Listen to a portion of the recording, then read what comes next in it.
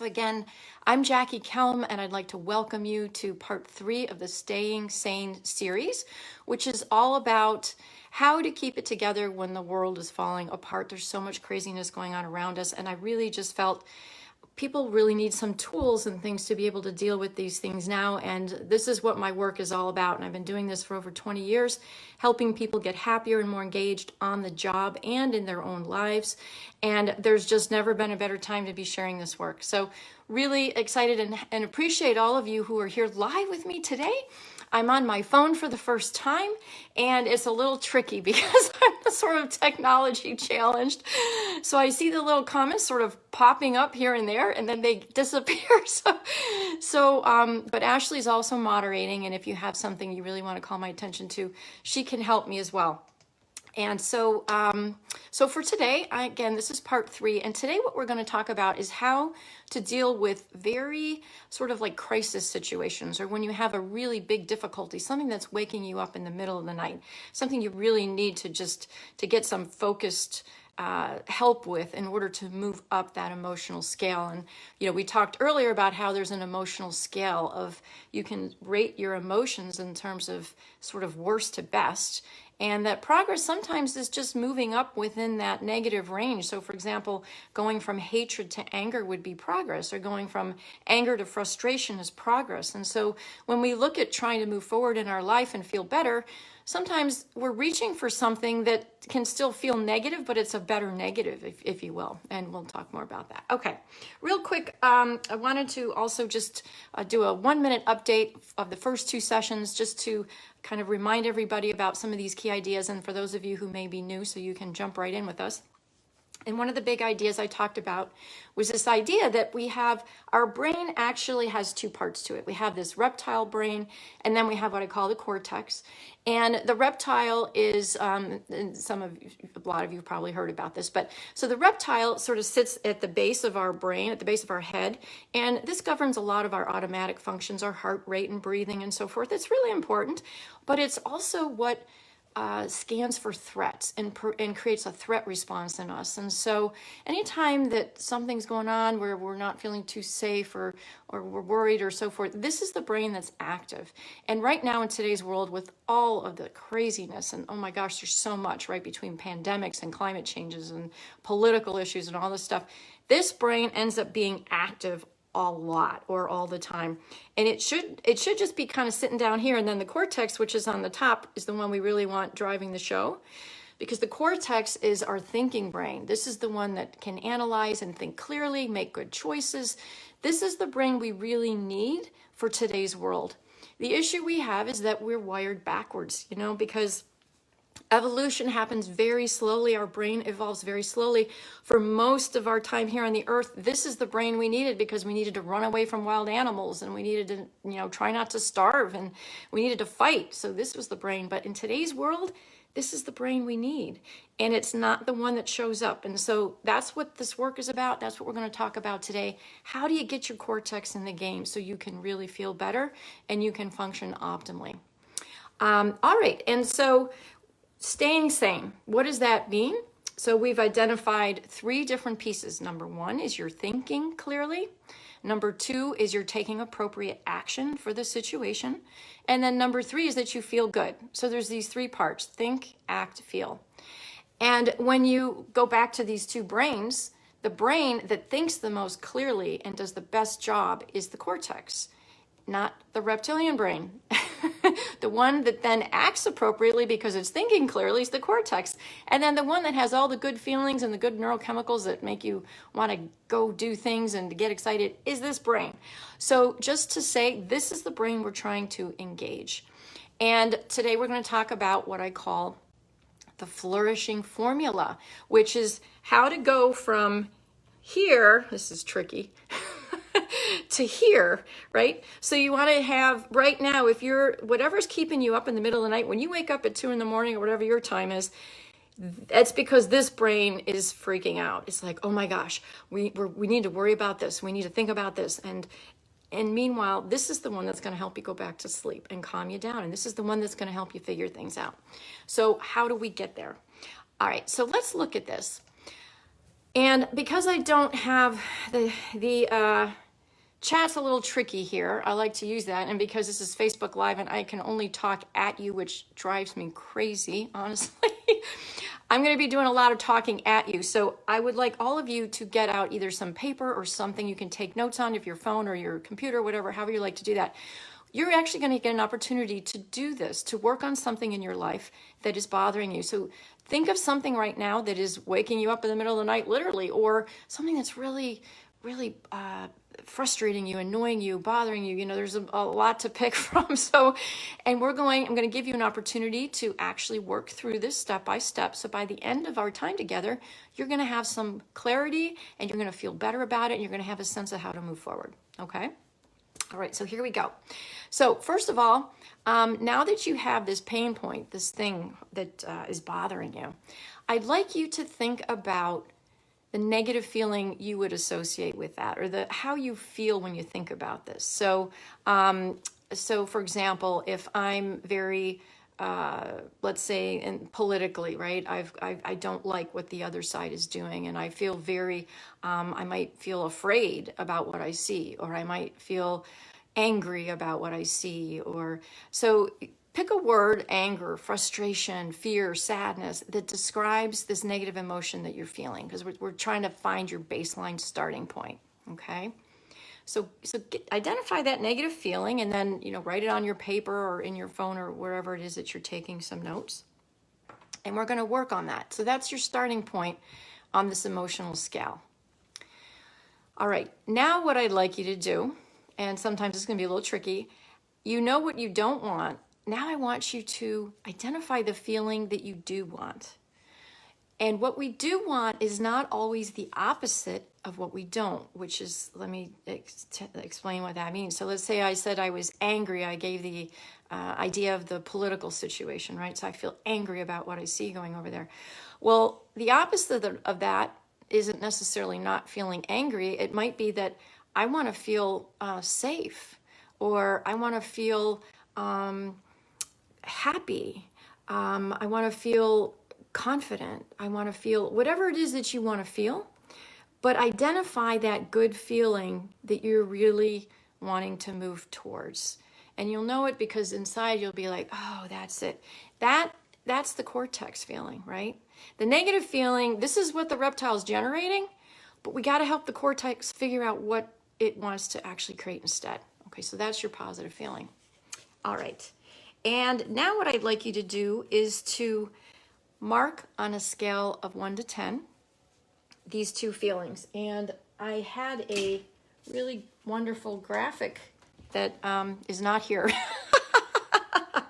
So basically all you're going to do on your paper or computer or whatever, again, kind of make a scale from 1 to 10. All right. And on the 1, put the negative feeling you identified, which in my example would be anger. And then 10 would be the positive feeling that you really want instead. And I'm going to say to feel happy, right? So anger and happy, those aren't opposite, but that's really what I'm wanting to go towards. All right, so everybody do that. And then when you have your scale, I'd like you to put where you are on that scale from 1 to 10 right now. Are you a 3 or a 6? Or where do you feel right now as you think about being in your negative emotion and the positive emotion you want? So that's the first step. And that's basically measuring where you are. And that's how you measure a subjective thing, something like, like a feeling we're talking about. Okay. All right. So now the next thing we're going to do is we want to begin to ease into the cortex. So you've got this negative feeling. You want to feel better. Maybe you're really scared about getting COVID, or you just don't know what to do about that. Or should I go out, or should I wear a mask, or what should I do? And so we're going to begin to bring the cortex in. And to do that, the reptile doesn't like it. When the reptile's up there, he's like, oh my God, we got a problem. We got to focus on everything that's wrong and broken, and we got to stay focused on that. So when you say, oh, let's look at good things, your brain's just like, rah, okay? So it feels a little strange, but that's exactly what we're going to do. And so what I would like you to do is first, we're going to begin real slowly. We're going to bring the cortex in slowly, and I'm going to have you answer this question. What's one way that things could be worse and you're grateful they're not. Okay? So think about whatever it is you're working on, and think about in what way could it actually be worse and you're grateful that it's not. Take a second, think about that. And I think silence on Facebook Live is probably death. But I want to give you time to think about it. And I have no idea how many people are out there doing this. I feel I might just be talking to myself and Ashley for all I know. So go ahead and just write down what's one way that it could be worse and you're grateful that it's not. Okay? All right. And now we're going to move on again. Again, the idea is just to give you a tiny little bit of relief. So let's continue. Let's continue to try to move into the cortex. So this is a question that I call solution searching. So think now about a difficult time in the past that you got through. It might ideally something similar to this, but I don't think there's anything similar to this, right? But if not, just it's any time that stands out where you got through a particularly difficult time and you persevered. Reflect on this time and think about all the different things you did that worked to help get you through this. Okay, so again, take a minute now if you're just joining us. Think about a time in the past when you successfully got through a really difficult time. And think about what you did that really helped you to get through it. And I'm going to be semi-quiet to give you time to think about that, because the way you really get this work is to experience it. If I sit here and tell you all this, it's kind of like a nice thing, but until you really experience it, you don't see how powerful it is. So take a minute again. Look at that time in the past. What did you do? Did you call on other people? How did you keep resilient? How did you persevere through it? That'll tell you a lot about who you are and what your strengths are in terms of coping and resilience. Because what works for you is different than what works for somebody else. And this is a way to go in and really discover that and begin to leverage that here. Okay? So time in the past. Okay, so that's the second exercise. And if you're just joining us, we're doing some exercises to help us feel better about a really difficult negative situation. And so the next exercise you can do that we talked about before is the goodness glasses. And this is one where you go in and you start looking for all the good things you could possibly find about this situation. And as I said earlier, your reptile brain does not like this, because your reptile brain wants to look at all the problems. It thinks you're crazy. It thinks you're going to die if you do this. But you could sit down and look at what are all the good things about this situation? What are you learning? In what way could your life actually be better as a result of this? I mean, you know, when you look out, you see a lot of good things happening from COVID, as bad as it is, but a lot of companies are changing the way they work. People are learning about what's really important to them. In times of crisis, we really get clear about what matters. And that's always one you can put down as well. That's a good thing. And when you really focus on what's good and what am I learning and what else is good, it helps to begin to get that cortex back in charge. And when the cortex is back in charge, now you can think more clearly. And you're going to get to experience this in a second. Okay? All right. So what are some good things about this? And now what I'd like to do is finish off with just a really simple action question, which is what's one thing you could do, no matter how small, to move you forward towards that feeling that you want. Okay, no matter how small.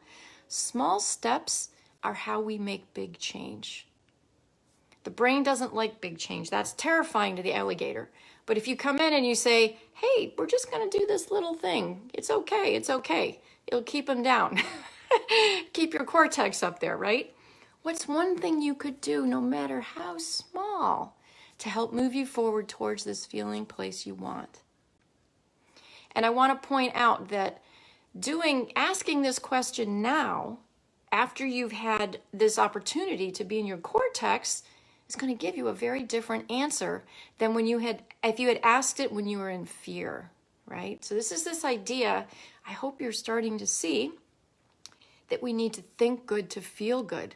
You know, we're afraid that if we start thinking good and we start focusing on positive aspects, that we're going to get into danger and we're not going to think clearly and we're going to, you know, make bad decisions, and it's just the opposite. So do you see now, for those of you who were able to go through this whole exercise, do you feel better? Do you notice that, in fact, you can actually think a little bit more clearly? Okay? So that's the whole goal in this process. It's really about getting back into that cortex. And I also want to point out, because this is one of the huge myths with this work, we think, oh, it's rose-colored glasses. And I talked about this before with these glasses. They're not or glasses. These are not ignoring negative emotion. That's what rose-colored glasses are. These are and glasses. We know all the stuff is out there. We know the problems are there. When you did this exercise, I mean, do you feel now, after doing this exercise, where you're like, oh gosh, I don't have any more problems. The problem's gone, or it's not, it's still there, right? You just have whole new insights. You have a whole level of relief if you keep going with this. And now you can do things that are going to be much more effective for you. And on top of that, not only are you going to make good choices and think clearly, you're going to feel better. And remember, what did we talk about in the beginning? What does it mean to stay sane? Number one, it means to think clearly. It means to take appropriate action, and it means to feel good. This is the key to doing that. All right. So now if you get that, you go, okay, I get it. Well, how do I do this then? How do I do this every day? Right. I mentioned earlier, there's 3 steps. Number one is you got to talk to your brain, first of all, and get it to understand that the reptile is not the one you want in charge. And watch the previous 2 videos to learn more about that, because it's really important you get that and you tell your brain. Number 2, there are daily exercises you can do that will begin to rewire your brain so that the cortex is more on top. Let's not put his head forward, right? Your brain is like a muscle. It's literally like a muscle. Like you go to the gym to build your biceps. Your brain is a muscle, and you can strengthen different parts. What we're doing is strengthening the cortex. And if you don't, you're going to end up with this reptilian brain, because evolution's really slow. It's going to take millions of years, or thousands at least, for the cortex to start being in charge. The cortex needs to be driving the show in today's world. It doesn't. We're wired to have this one, right? So you have to do exercises. And I gave you some, the goodness glasses, and the first session I talked about. In session 2, I talked about those daily questions you can ask yourself. Just take a couple minutes every day. And then the third activity you want to do is have these tools for kind of like crisis management. And that's what we did today. We did the Flourishing Formula, where I showed you how to take something that's really giving you a lot of trouble and move up the scale with it slowly. Now, on my website, I have all of this. I have these materials in a package you can download called the Joy Package. And it has other exercises and things you can do as well. And it has more explanations of how all that works. And so I would encourage you to go and download that at appreciativeliving.com. And to say that, so this is the end of this series, but I have a lot more to say about all this with the world and what's going on. I'm thinking about doing one on taming the reptile, right? How to keep our stress and anxiety in check. Because that's one that I think for a lot of us, there's a sort of low-level anxiety that we're not even aware of in some cases. And how can we deal with that? One that I'm thinking of calling sleeping with the enemy. What to do if your partner is on the opposite side of whatever you think and believe. And then relationship triage. Probably my biggest personal thing is, how do we keep families together and friends together when people have very divided views on these things? I see this happening all the time. As I mentioned on the last video, I think polarization is the most dire situation we have of all. The issue is that if we can't come together and talk about things and work them out, then there's no way to solve them other than war and killing each other, right? So this whole thing of polarization is huge. So I want to do some more things with that as well. And all of this is going to be here on the site for you. I'm also uploading some of these to YouTube as well, because I know not everybody's on Facebook. And all right, everybody, then that's all I have for today. So today's a little bit shorter, Thank you again for joining me. Those of you who stuck in here for the live videos, I can't thank you enough. It's been quite an experiment for me, to say the least. And I will, and also, if you want to know what's going on going forward with my sessions, also make sure to go to the website and sign up for that Joy package, because I will be announcing any of my future sessions there. I don't know that I'm going to do Facebook going forward. I'm not loving this platform. So I may switch to YouTube. I may do some Zoom stuff. I don't know. But if you're on my list, at least you'll be able to find out what I'm doing and where I am. So, all right, everybody. Thank you again for joining me. I hope to see you again in the future and connect. And remember, feel good to think good. All right. Take care. Bye for now, everybody.